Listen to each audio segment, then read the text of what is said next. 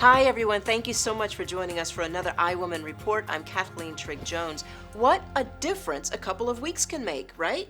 I mean, nearly all of us are locked in our homes. We're eating everything in sight, not exercising, and sadly, many of us will not have jobs to return to when this is all said and done. Let's hope that's not the case, but let's face it, this is the new reality that our world is facing right now. The good news is that we're all in this together, and we will all get through it together. All right, so let me bring you the top stories that I've been following. 92% of Americans have been ordered to stay at home. I want to know, do you agree with this order? I'm going to take a poll, so make sure you log on and answer it.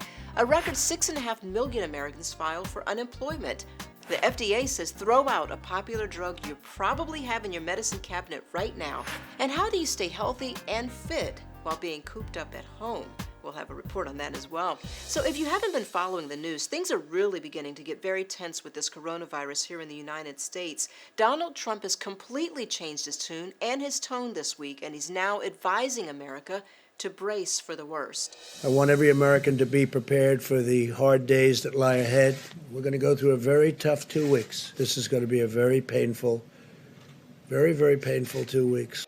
I've been hearing some really disturbing facts and figures this week. According to experts, we could be looking at 100 to 200,000 deaths from the coronavirus before this is all said and done. This is major. At the rate that it's spreading, I've even heard reports that if we don't take swift action, I mean everyone stay at home and quarantine, the coronavirus could kill more people than Afghanistan, Vietnam, and the Korean Wars combined. So I wanted to ask you for your opinion. Do you think the president should be imposing a nationwide stay-at-home order across the country as opposed to leaving it up to each state to decide whether or not people should stay at home? Please log on to our Instagram or Facebook at iWomanTV and take our poll, and I'm going to share those results later on in the show. All right, well, many hospitals, as you've been hearing all over the news around the country, are being stretched to the limit with coronavirus patients coming in by the dozens. Supplies are running very short, and so is optimism as more and more people, friends, colleagues contract this virus. I spoke with an ER doctor in New York City, a personal friend, a little while ago, who admits as dedicated as he is to saving lives, he is also very concerned about his own. So I'm joined by Dr. John McCarthy, who is an ER doctor in New York City and has been practicing for over 20 years. How are you holding up, Dr. McCarthy? Hi, good to talk to you, Kathleen. It's getting busy. I think the surge is coming on. How difficult has it been for you and the other doctors and nurses and those of you who are there on the front lines fighting this virus? So there's a lot of aspects that are challenging. We first had the issue of misinformation, perhaps not knowing whether we're going to have supplies, whether we're going to have supplies. It ended up being that we really don't have that many supplies. We have the patients coming in. We follow the CDC recommendations in terms of what to do. Patients come in, they want to be tested, and of course, we don't have the tests in enough supply, so we don't test them so much. It's challenging because this is a disease that, unfortunately, when the patients are sick, they're very sick. They need to be assisted to breathe with ventilators or the like, and of course the social distancing that the providers have to exhibit at home. We have to be careful with our masks at work. So there's a lot of challenges. So, Dr. McCarthy, you've been following everything on the news and you're on the front lines working there in the emergency room. Have you ever seen anything like this in your time of practicing? From a medical standpoint, I remember back when we had SARS, you would see people come in and they'd have these awful x-rays. And you understood that they were, sick.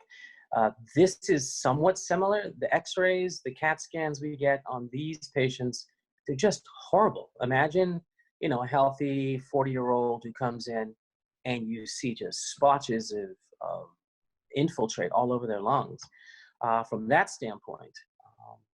But I have not ever seen the government and health infrastructure respond to a disease like this.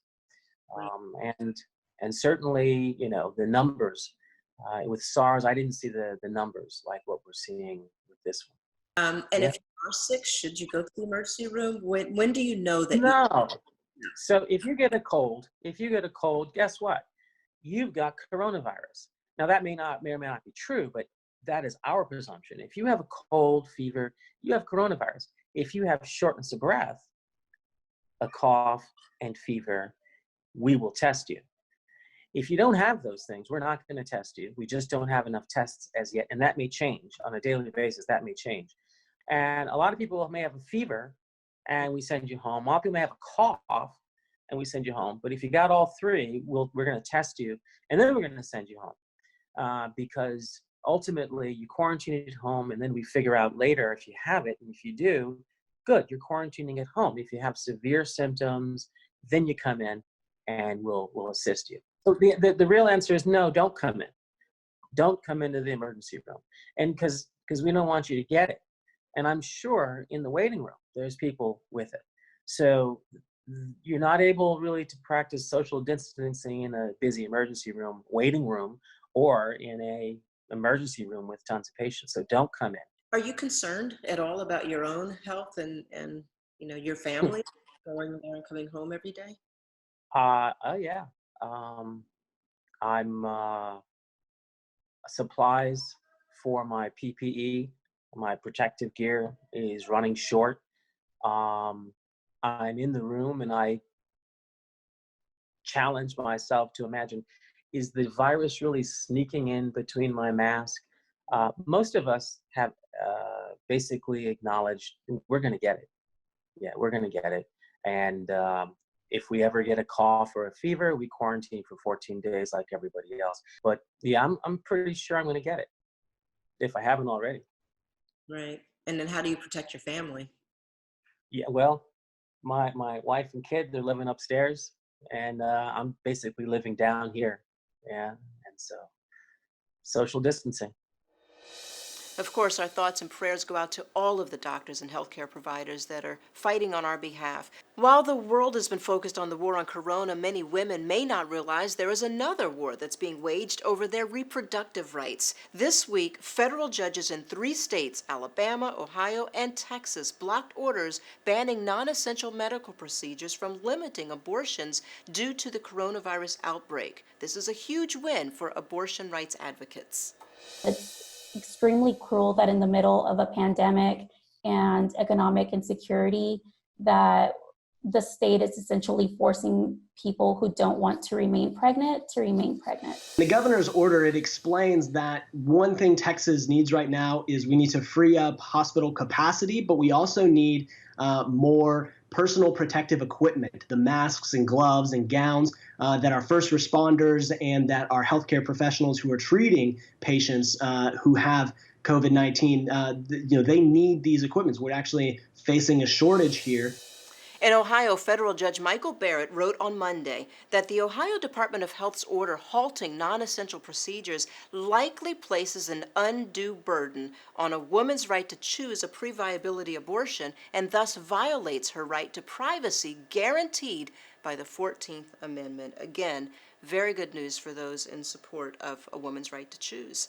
All right, listen up if you take Zantac. Today, the FDA put out an order to stop taking Zantac if you're currently using it, and it is requesting that manufacturers pull all prescription and over-the-counter ranitidine drugs known by the brand name Zantac from the market immediately. It is believed that the popular over-the-counter heartburn medication contains high levels of an impurity called NDMA that is believed to cause cancer. All right, so you've been holed up in your homes at least 2 weeks now, some of us longer, and everyone that I talk to says they are eating way too much and barely getting outside to exercise. It sounds like a recipe for disaster, but something our health and wellness guru, Liz Samuel, can definitely give us some advice on. All right, Liz, I think it's safe to say you're a fitness enthusiast, and you work out daily. So what can you tell us about what to do? How do you stay fit during this time? So during this time in particular, I'm actually doing my own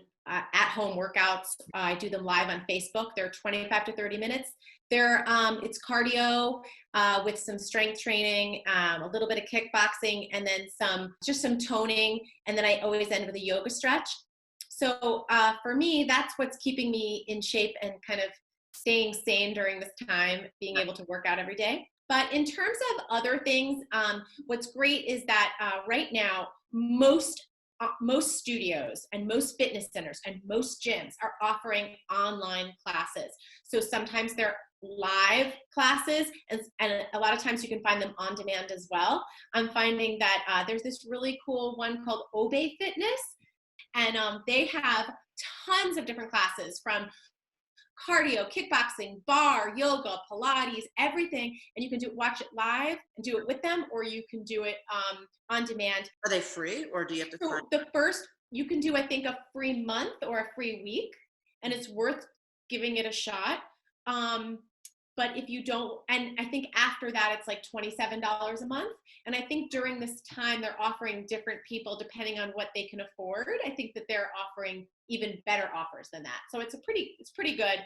But most studios and most places are offering something on demand. Free, in terms of free, you can go to YouTube and you will find a plethora of classes. Anything you want, you'll find on YouTube. So there's lots of free stuff out there. There's no excuse. Everyone can work out. Well, I still keep saying that I'm going to join you in the mornings. What time are your classes? So they're at 9:15 every morning. It's live, and if you miss it, it'll be up right afterwards. So it goes back up there, and you can join anytime. Don't worry about it. All right, well, off to work I go. Yes. Thanks. All right, great to see you. Thanks so much. 9:30 for a workout. All right. Who wants to join us 9:30 a.m. on Facebook Live? Yes? 9:15 Facebook Live. Okay. Yep. We'll see you there. Bye. Okay, great. Thanks. See you there. Bye. She always has the best advice. Earlier we took a poll, and I wanted to bring you the results. 95% of you said you do believe the president should be imposing a nationwide stay-at-home order to help fight the coronavirus, which most of us are doing right now, so good for you. Well, that's going to do it for us right now. Please continue to follow us at iWomanTV and subscribe to our YouTube channel, iWomanTV. Before I leave you today, though, I did want to share this video that I found online, and it was very emotional and a very heartfelt video, as I say thank you to the men and women who are on the front lines fighting for us. I'm talking about the nurses, the doctors, the emergency room workers, who all have families of their own. They have hopes and dreams. Many of them are sick, and they're so tired, yet they just keep on fighting. So thank you on behalf of the iWoman Village around the world. Thank you.